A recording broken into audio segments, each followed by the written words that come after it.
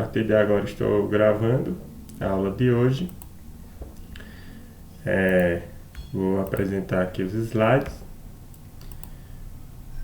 Acredito que vocês estão vendo.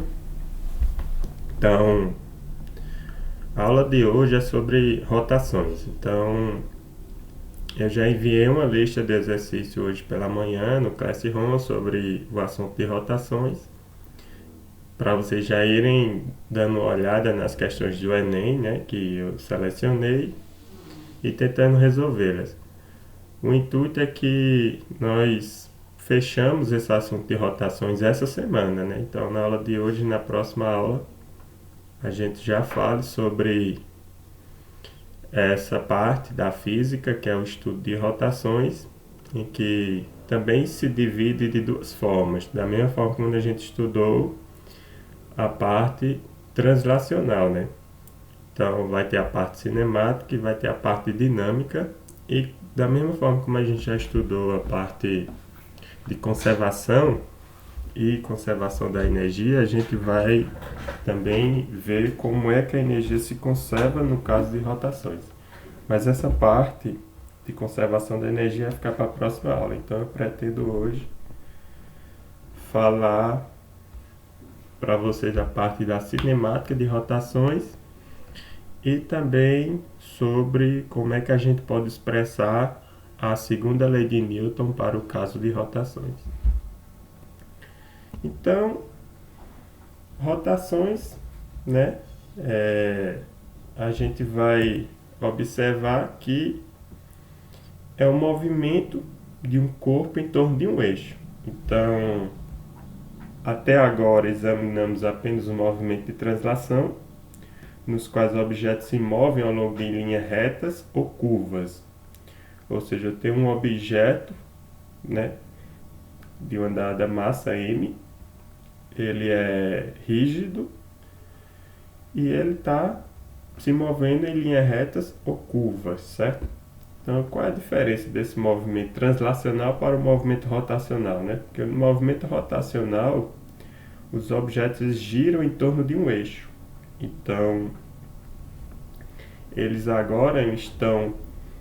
É um objeto fixo, né, rígido, mas agora ele está girando em torno de um eixo.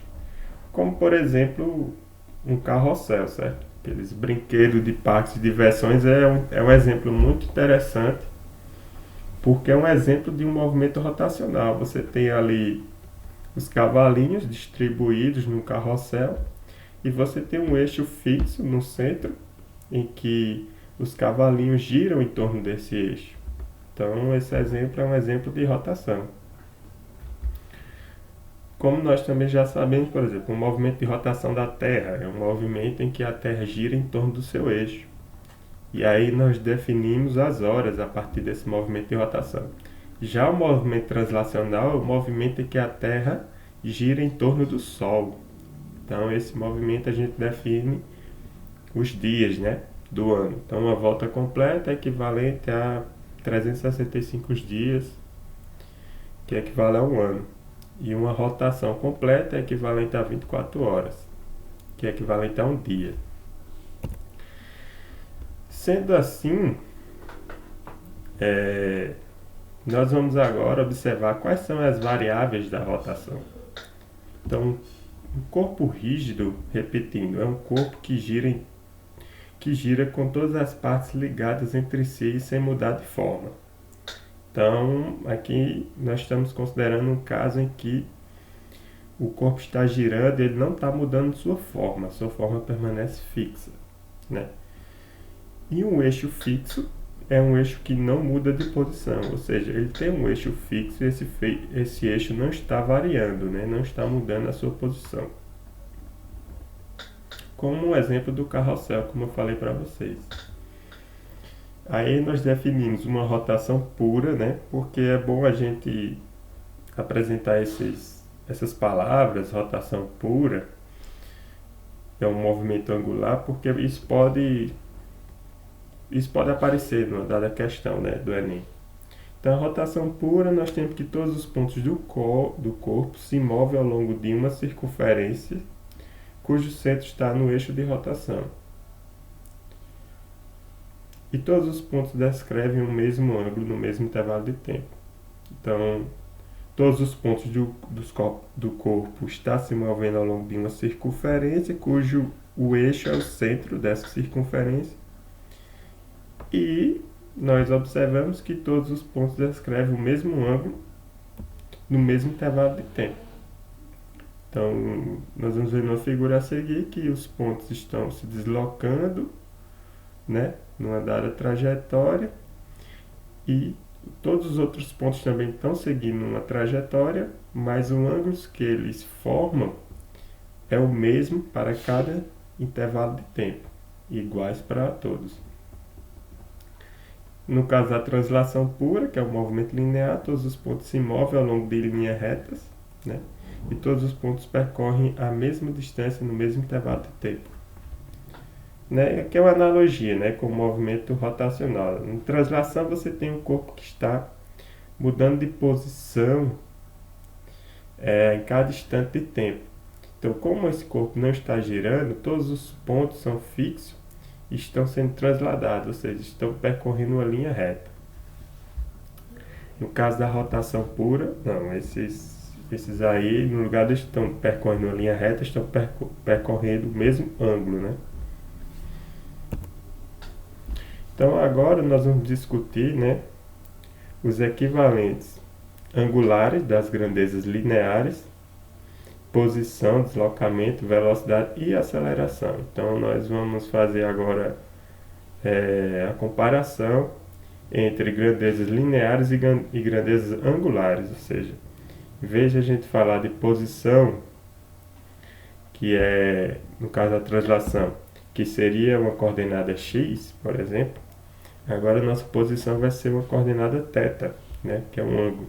Então, deslocamento, em vez de ser ΔX, agora vai ser Δθ, que é a variação do ângulo. E assim, nós vamos construir também o conceito de velocidade e aceleração angular.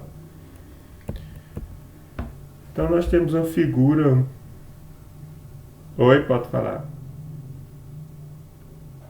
Não. Vou olhar agora.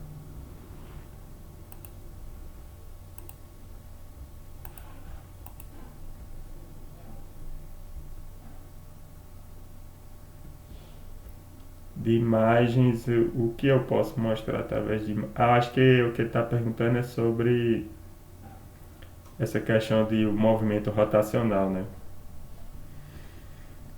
Eu falei do exemplo do carrossel, mas acho que todo mundo conhece o que é um brinquedo de parque de diversão, o que é o carrossel, né? Por isso eu não quis colocar a imagem. Mas eu vou explicar mais detalhadamente agora essas questões e esses conceitos. Por exemplo, aqui nós temos um corpo rígido na figura 1 e ele está rotacionando em torno de um eixo fixo, que nesse caso é o eixo Z, certo? Então ele está girando em torno do eixo Z. E nós temos uma reta de referência. Então, como sempre, nós vamos definir uma reta de referência, em que essa reta de referência ela forma um ângulo com o eixo x. Mas, por simplificação, nós vamos considerar que esse ângulo com o eixo x é zero. Então, essa reta de referência é a mesma reta do eixo x, certo? E ela tem um ângulo de 90 graus com o eixo de rotação. Então, é o que mostra aqui a figura 1. Então, na figura 2, nós fizemos um corte transversal, ou seja, é como se a gente estivesse olhando de cima. Olhando aqui de cima do eixo Z, certo? Então, a gente vai ver essa linha Z aqui como um ponto, que é justamente o eixo de rotação. E aí o corpo está girando, então eu vou estar justamente vendo esse plano aqui, né? Essas linhas tracejadas aqui formando um círculo, que é justamente essa área aqui azulada. E aí eu tenho a reta de referência, que nesse caso aí você pode fazer várias modificações. Na figura ele colocou a reta de referência aqui em outra posição, né? Mas aí eu digo que o corpo girou, então ele mudou a sua posição com relação à reta de referência. Então o ângulo formado aqui entre o eixo X e essa reta de referência é θ. Então, pela geometria, né, nós vamos ter que a posição angular da reta é o ângulo que a reta faz com uma dada direção fixa, que tomamos como a posição angular zero. Então, nós definimos a posição angular θ pela geometria, né, isso é uma expressão matemática, como sendo a razão entre o deslocamento S, que quando eu giro o corpo, cada ponto do corpo tem um deslocamento S, certo? Dividido pelo raio, que é a distância entre o eixo de rotação e o ponto que eu estou levando em consideração, certo? Então, se eu fizer essa razão de S com R, eu obtenho um ângulo θ. Então, eu tenho essa relação geométrica do ângulo θ com S sobre R. S tem dimensão de distância, então pode ser metros, pode ser centímetros, e R também tem dimensão de distância, também pode ser metros ou centímetros. Se eu deixar eles em termos da mesma dimensão, por exemplo, metro, então metro dividido por metro vai simplificar, então θ é adimensional, né? Não tem dimensão nenhuma. Mas a gente expressa o ângulo θ,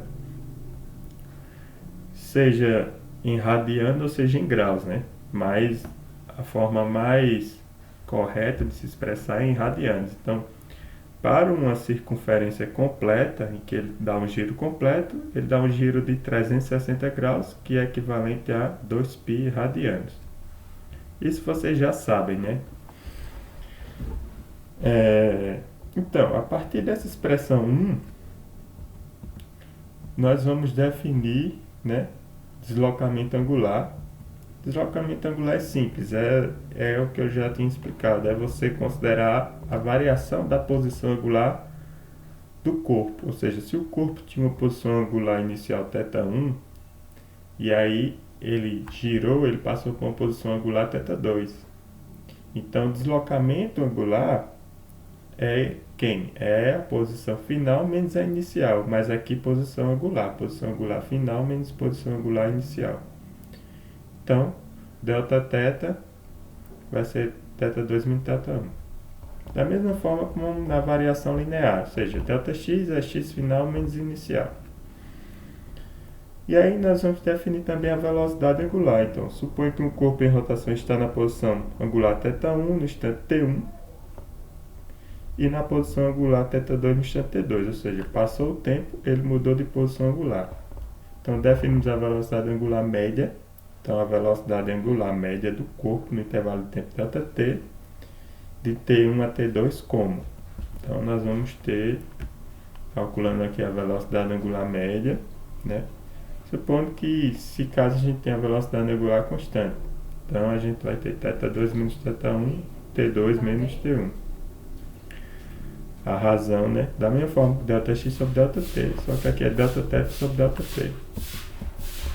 E a aceleração também, né? Se o corpo mudou sua velocidade angular no instante T1 para T2, nós vamos ter que a aceleração angular média vai ser Δω sobre Δt. Então, velocidade angular final menos velocidade angular inicial dividido pelo tempo final menos tempo inicial. Aí aqui a gente tem que fazer uma ressalva que a gente está utilizando outras letras para determinar essas variáveis angulares. Ou seja, eu estou utilizando letras gregas agora para as variáveis angulares. Nas variáveis lineares, a gente utilizava as letras do alfabeto. Era A, V, X. Agora aqui a gente está utilizando letras gregas, ou seja, θ, ômega, alfa. Então, alfa é a aceleração, ômega é a velocidade angular. Aceleração angular alfa, velocidade angular ômega, né? E deslocamento angular, ou seja, posição angular θ. Então, definido isto, né, a gente vai agora, no caso em que nós temos rotações com aceleração angular constante, ou seja, o alfa é constante, então a gente também pode fazer a relação com aquele conjunto de equações que nós tínhamos lá quando a aceleração era constante, a aceleração linear é constante. Então, nesta tabela aqui, apresenta justamente esta relação que, por exemplo, quando a gente tinha a aceleração linear constante, a gente tinha essas 5 expressões aqui, que nos dava velocidade, nos dava posição, nos dava o tempo, depende da variável que está faltando, a variável que você necessita. Então, como é que a gente constrói essas expressões? Elas não são complicadas. Dado essas duas primeiras aqui, estou no caso das equações lineares, certo? Dado essas duas primeiras aqui, a gente obtém essas três. E essas duas primeiras, elas são as expressões fundamentais, ou seja, a primeira diz que a aceleração é a variação da velocidade no tempo, só que eu estou considerando o tempo inicial aqui, t0 igual a zero, certo? Então só aparece o t. E a segunda relaciona a velocidade média, né? Então, porque quando eu tenho o caso de aceleração constante, e o sistema está acelerado, eu não tenho aquela, vocês lembram, né? Aquela explicação minha que V não é igual a ΔX sobre ΔT, eu tenho que calcular V médio de outra forma, tal, como a soma das velocidades, por isso aqui aparece V0 mais V dividido por 2. Então a gente manipula aqui e obtém essas três. E da mesma forma como eu apresentei, no caso de equações angulares, em que eu relaciono a aceleração angular com a velocidade angular ômega, então a gente tem a mesma definição, os mesmos conceitos, agora mudando as variáveis. As variáveis agora passam a ser θ, ômega e alfa, certo? E o tempo ele não muda, o tempo é determinado por t. Então nós vamos ter as mesmas expressões matemáticas, veja que elas são iguais aqui. O que eu só faço a mudança em que onde tem x eu substituo por θ, onde tem v eu substituo por ômega e onde tem alfa eu substituo por onde tem a, desculpa, eu substituo por alfa. Então, elas também são úteis quando a gente estiver tratando de movimento com rotação, onde sua aceleração angular é constante.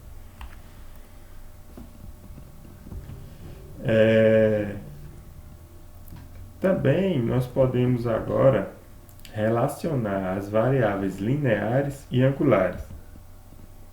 O que isso significa, né? Então, como eu tinha explicado, quando um corpo rígido, como um carrossel, gira em torno de um eixo, então nós temos que cada partícula do corpo descreve uma circunferência em torno do eixo.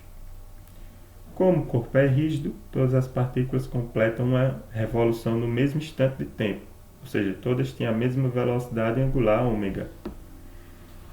Então, você tem, por exemplo, no carrossel, o cavalinho que está lá na extremidade, ele vai descrever uma circunferência, certo? E o cavalinho que está próximo ao eixo de rotação também descreve uma circunferência. O cavalinho que está próximo ao eixo de rotação, a sua circunferência é menor do que a daquele que está lá na extremidade. Então, eles descrevem circunferências com comprimentos diferentes. Mas eles descrevem essas circunferências de comprimento diferente no mesmo intervalo de tempo, certo? Então, eles descrevem essas circunferências no mesmo intervalo de tempo. E o ângulo que eles, né, possuem, quando eles descrevem a circunferência, é o mesmo. Ou seja, eles vão estar na mesma posição final, quando completar uma volta, e o ângulo para eles são mesmo equivalentes a 360 graus. 2π radianos. Mas, eles têm uma coisa que, se eles descrevem circunferências, comprimentos diferentes, a gente vai ver que quando a gente relacionar com as variáveis lineares, a gente vai ver que eles vão ter velocidades lineares diferentes. Então, nós vamos agora observar esse caso. Então, de acordo com a equação 1, que é a equação que a gente tem lá no início, temos que a posição angular é dada pela expressão S igual a θr. Então, fazendo a variação no tempo de S, ou seja, lá a gente tinha que θ era a razão, S sobre R. Então, o R que estava dividindo, eu passei multiplicando por θ, certo? Então, eu vou ter S igual a θr. Então, a gente fazia a variação no tempo dessa expressão, considerando que o raio é constante, ou seja, o raio não está variando, ou seja, o carrossel está lá girando, os cavalinhos não estão mudando de posição com relação ao raio, estão fixos, né? Estão presos na plataforma. Então, se a gente variar isso aqui no tempo, a gente vai ter que ΔS sobre ΔT, né? Variação no tempo, a gente está aplicando o delta, é igual a Δθ, ΔT vezes R, e R é constante, ou seja, R não vai variar no tempo. Mas quem é Δθ sobre ΔT? A gente já viu, é ômega, então é a velocidade angular média. Então a gente vai ter uma relação de que ΔS sobre ΔT é a variação do meu comprimento, certo? É aqui o quanto ele está mudando a sua posição, certo? Linear S no tempo. Então vai aparecer aqui a velocidade linear, que aí a gente está considerando que é a velocidade média, vai ser igual a ômega média vezes R. Ou seja, o cavalinho que está mais longe do eixo, maior seu raio, ele tem uma velocidade maior. Porque ômega, nesse caso aqui que a gente está considerando, que o carrossel está girando com velocidade angular constante, vou olhar o chat, talvez alguém escreveu. Ele está girando com uma velocidade angular constante, certo? A gente está considerando esse caso. Mas aí a velocidade linear, certo? Então a velocidade linear do cavalinho, que está mais longe do eixo de rotação, ela é maior do que aquele que está próximo ao eixo de rotação.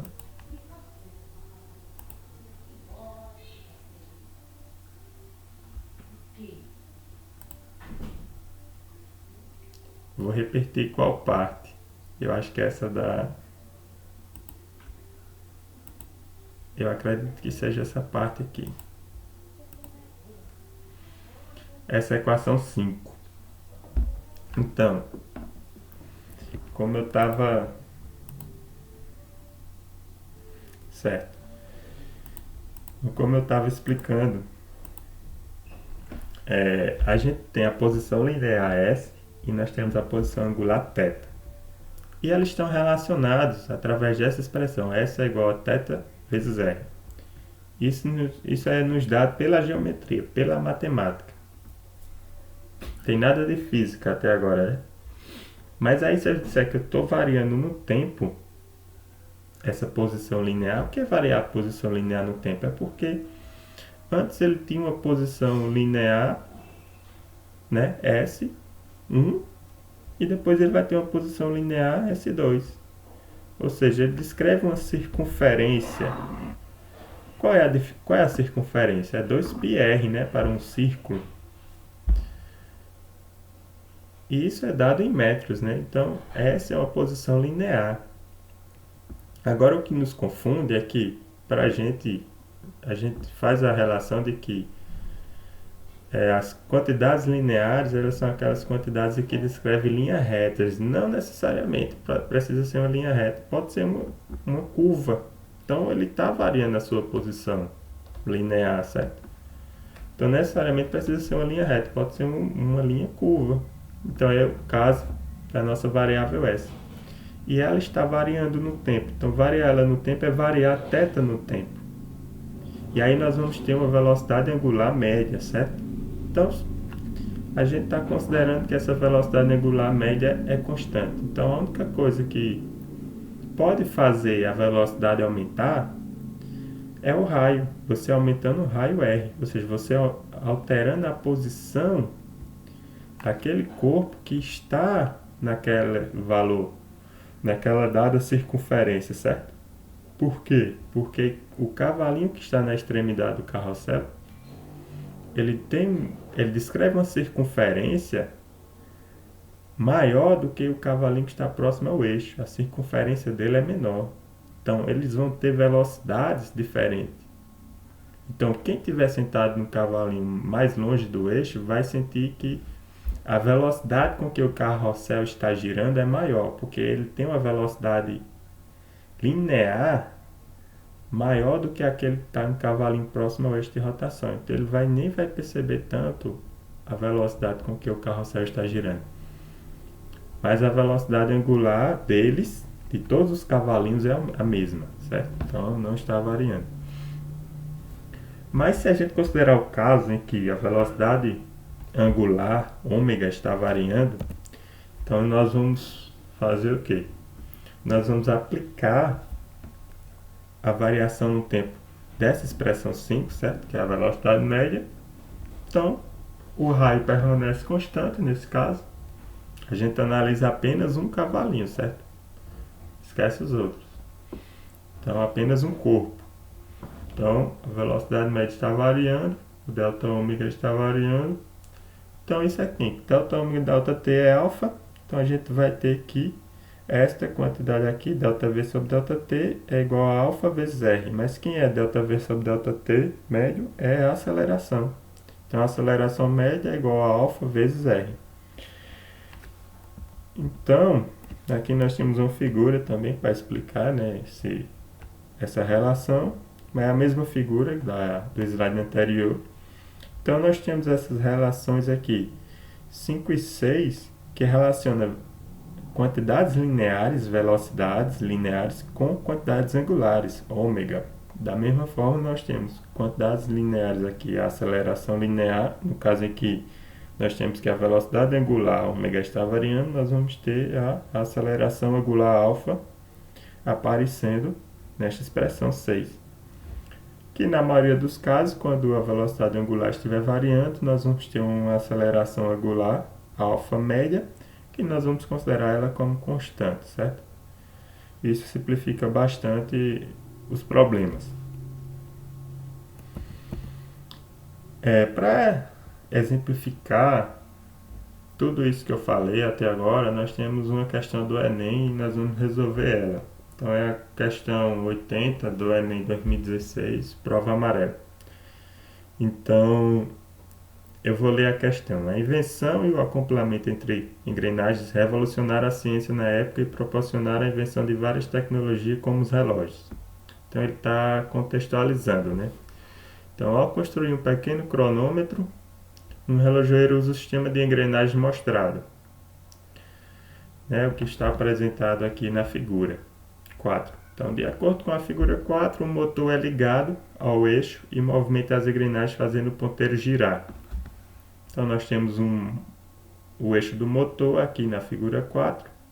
Então, ele gira, como as outras engrenagens estão todas acopladas, vai fazer o ponteiro do relógio aqui girar, certo?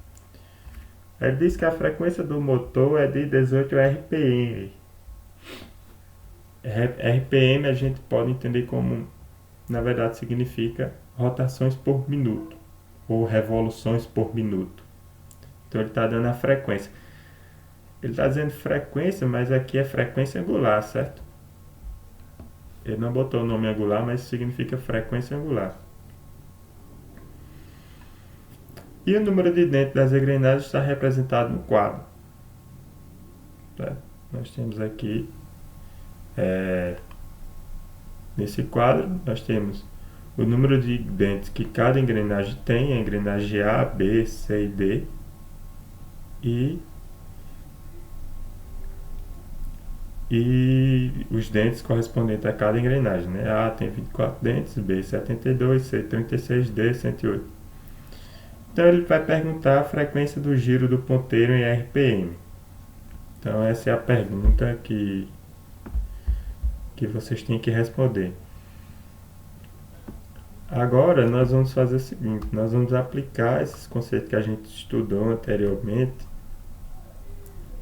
Mas o importante a observar aqui, eu já vou fazer essa observação, é que ele não nos forneceu o raio de cada engrenagem. Que ele é necessário conhecer o raio de cada engrenagem. É necessário com que eu saiba qual é a velocidade linear de cada engrenagem aqui na extremidade, certo? Então, para me saber quem é a velocidade linear, como a gente viu aqui nesse slide anterior, eu preciso conhecer o raio, mas ele não forneceu o raio. Mas ele forneceu o número de dentes. Se a gente supõe que as engrenagens são feitas do mesmo material e com a mesma proporção, isso significa dizer o quê? Que quanto mais eu aumento o número de dentes, eu aumento o raio da engrenagem. Então existe uma proporção entre o raio e o número de dentes. E isso deve ser diretamente proporcional. Então veja, se uma engrenagem tem um número de dentes muito grande, significa dizer que ela tem um raio muito grande. Então a gente já pode ver na figura e observar aqui na tabela que o raio da engrenagem D é maior que o raio da engrenagem A. Por quê? Porque eles têm um número de dentes maior, 108 comparado a 24. Mas existe uma constante de proporcionalidade, né, nesta relação. Porém, a gente não vai precisar dessa constante. E aí a gente vai ter que saber usar a matemática para isso, para eliminar essa constante de proporcionalidade. Então aqui está a resposta, que do lado esquerdo eu só repeti a figura, né? A figura, a tabela e frequência do giro do motor. Como ele pede, né? Outra observação, como ele pede a frequência do giro do ponteiro em RPM e ele deu a frequência do motor em RPM, então a gente não vai fazer mudança de dimensão aqui. Por exemplo, se ele pedisse a frequência do giro em Hertz, né, que no caso é 1 sobre segundos, então a gente ia precisar, né, fazer a conversão de RPM para segundos, ou seja, Hertz. Mas a gente sabe que 1 minuto é equivalente a 60 segundos e a gente sabe que uma revolução ou uma rotação é equivalente a 2π, 360 graus. Então a gente consegue fazer essa conversão. O importante é lembrar que a rotação a gente teria que colocar ela em rad e não em grau, certo? Para ter as dimensões corretas no Sistema Internacional de Unidades. Então, voltando para a resposta. Então, aqui a gente vai ter que... Essa não é uma questão simples, certo?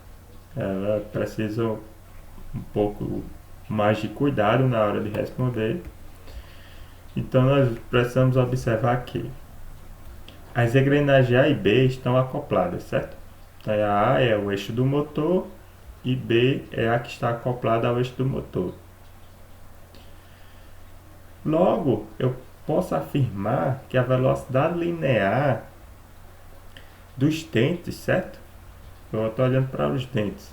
A velocidade linear dos dentes da engrenagem A e da engrenagem B são iguais. Então a gente pode ver isso observando que quando um dente toca o outro, eles vão produzir um impulso, né, um no outro com uma dada intensidade. Então, se ele está se movendo com uma dada velocidade, o outro vai sofrer um impulso e vai começar a se mover com esta velocidade. Então, como o fato de eles estarem acoplados, então as velocidades lineares dos dentes das engrenagens A e B são iguais, certo? Então eu tenho que VA igual a VB. Lembrando quem é VA, ou seja, lembrando que a velocidade linear dos dentes da engrenagem A está relacionada ao quê? A frequência angular, certo? A velocidade angular. Vocês me desculpem estar sempre utilizando a palavra frequência e velocidade angular. Elas se confundem, mas no fim a gente consegue relacionar elas, certo? Então, acho que na próxima aula eu explico com mais detalhes essa questão de que é uma frequência angular, certo? Mas aqui vocês não podem se preocupar com esse termo frequência angular, vocês podem ver ele como velocidade angular, sem nenhum problema. Então eu vou ter que ômega vezes R é a velocidade linear, então o índice A significa para a engrenagem A e o índice B para a engrenagem B. são iguais. Como eu conheço quem é ômega A, que é a frequência do giro do motor, 18 RPM, e os raios, mas os raios dependem de uma constante de proporcionalidade, vocês lembram que eu disse. Mas essa constante de proporcionalidade vai ser a mesma para ambas as engrenagens. Então, se eu tomo a razão de RA com RB, essa constante vai simplificar. Então, o que vai aparecer na razão dos raios é o número de dentes, certo? Então, vai ter aqui a razão entre os números de dentes da engrenagem A com a engrenagem B. Então, se eu fizer o cálculo, ômega B vai ser igual a ômega A, então 18 RPM, vezes a razão entre os números de dentes da engrenagem A e da engrenagem B, que é 24 dividido por 72. Se eu fizer esse cálculo, eu vou obter 6 RPM. Então, eu obtive este resultado de 6 RPM para a velocidade angular da engrenagem B. Aí agora, eu quero saber quem é a velocidade linear da engrenagem C. Veja, a engrenagem C possui a mesma velocidade angular da engrenagem B, ômega.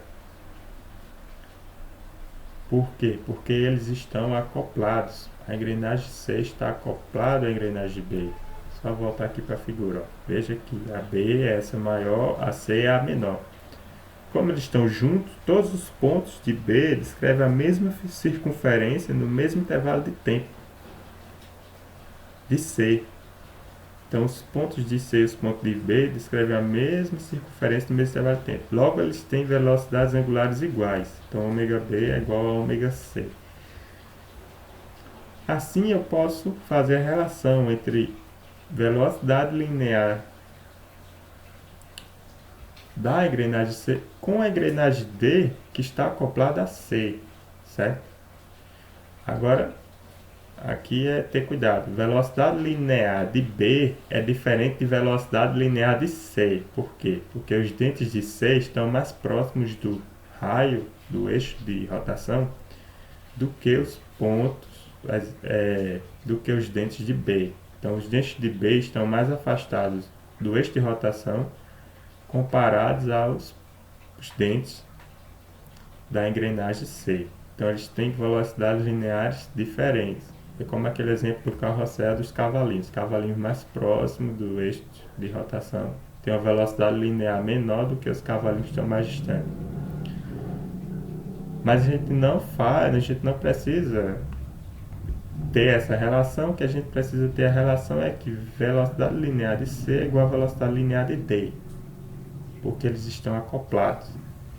E aí, como eu sei quem é ômega C, que é igual a ômega B, eu obtenho quem é ômega D, dado que a razão entre os raios é a razão entre o número de dentes. Então, substituo o número de dentes da engrenagem C e da engrenagem D, multiplico pela velocidade angular que eu obtive, ômega B, que é igual a ômega C, eu obtenho que é 2 RPM, e a resposta correta é a letra B, certo? Então, a letra B, 2 RPM, é a velocidade que o ponteiro vai girar aqui quando o eixo do motor gira com a velocidade angular de 18 RPM. Então, a gente, para responder essa questão, a gente usou todos aqueles conceitos que a gente viu anteriormente de relacionar as grandezas lineares com as grandezas angulares. Eu vou agora, a gente está quase finalizando, mas eu vou apresentar um conceito aqui importante que aparece na física quando a gente tem rotações, que é o conceito de torque. Então, torque é a capacidade de uma força F de fazer o corpo girar. Então, isso depende da distância entre o ponto de aplicação da força e o ponto que localiza o eixo de rotação. Então, para levar em conta esses dois fatores, definimos uma grandeza chamada de torque, tal. Então, a gente tem essa letra grega também, tal, certo? e a gente utiliza ela para a variável torque, certo? Para a grandeza torque. Então, o tal, né, o torque é definido como um produto vetorial de dois fatores. Então, torque é o produto vetorial do raio com a força, ou seja, você aplica uma força em um dado corpo que tem um eixo de rotação, certo? Que faz ele girar em torno desse eixo. Então, o ponto em que você aplica a força vai ter uma distância ao eixo de rotação, que é o raio. Então, o produto vetorial dessa distância com a força nos dá o torque que esse corpo está submetido. Então, eu acredito que vocês já estudaram essa parte de produto vetorial. A gente viu o produto interno e nós também temos o produto vetorial. Então, o produto vetorial é você fazer o quê? É você multiplicar o módulo de R com o módulo de F vezes o seno do ângulo entre eles. Ou seja, eles vão ter um dado ângulo entre o raio e a força, e esse ângulo eu estou chamando de θ, e você multiplica o seno de θ, certo? Então, onde R é a distância perpendicular entre o eixo de rotação e o ponto onde a força F é aplicada. Então, nós temos aqui a figura para exemplificar o que eu estava falando. Nós estamos considerando que a força é aplicada aqui nesse dado sentido, certo? F, que é essa seta azul, no ponto A. Então, o ponto A está a uma distância R da origem aqui, que é a origem do sistema de coordenadas. Isso vai fazer com que esse ponto A gire, né? Essa força vai fazer com que o ponto A gire. Então, essa força está causando uma rotação, né? E essa grandeza torque que a gente está obtendo é quem? É o produto vetorial de F com R. Então, eu calculo o produto vetorial de duas formas. Eu pego o R e translado para a origem, certo? Transladar significa o quê? É o vetor que está aqui, você leva para a origem sem mudar a sua orientação e seu sentido, certo? Eu não mudei a orientação nem o sentido. Aí eu faço o produto vetorial de R com F. Aí o resultado desse produto vetorial é também um vetor, por isso o torque tem o sinal, uma setinha aqui, porque o resultado dele é um vetor, certo? Mas ele vai apontar na direção de Z nesse caso. Então ele vai apontar perpendicularmente ao movimento, certo? Então o torque vai apontar aqui na direção de Z. E o ângulo que a gente pode considerar entre essas duas forças pode ser 90 graus. Então θ é igual a 90 graus, o seno de 90 que é igual a 1. Então geralmente a gente não precisa se preocupar em calcular os senos dos ângulos, porque na maioria dos problemas nós vamos ter que o ângulo entre a força e o raio é 90 graus. Então, se não for 90 graus, geralmente vai ser dado na prova o seno do ângulo, certo? Porque a gente não precisa decorar quanto é o seno de 30 graus. Alguns a gente pode até decorar porque existem as tabelas que nos auxilia a memorizar esses valores, mas no geral a gente só precisa ter ideia de seno de dois ângulos. Por exemplo, o seno de 90 graus é 1 e o seno de 0 é 0. Então, a gente sabendo desses dois, a gente está seguro para responder a maioria das questões. Então, pessoal, eu não quero passar da horário da aula, fica para a próxima aula. Então, na próxima aula eu vou iniciar a aula com essa questão 63 do Enem. Vou fazer uma revisão também desse conceito de torque. A gente responde essa questão 63, que a gente aplica esse conceito de torque. E aí seguimos adiante para falar sobre momento angular, né? A gente fala de momento angular e a segunda lei de Newton para rotações, certo? Então, tinha poucos slides, mas ia demandar um pouco de tempo. Então fica para a próxima aula. Eu vou pausar a gravação aqui agora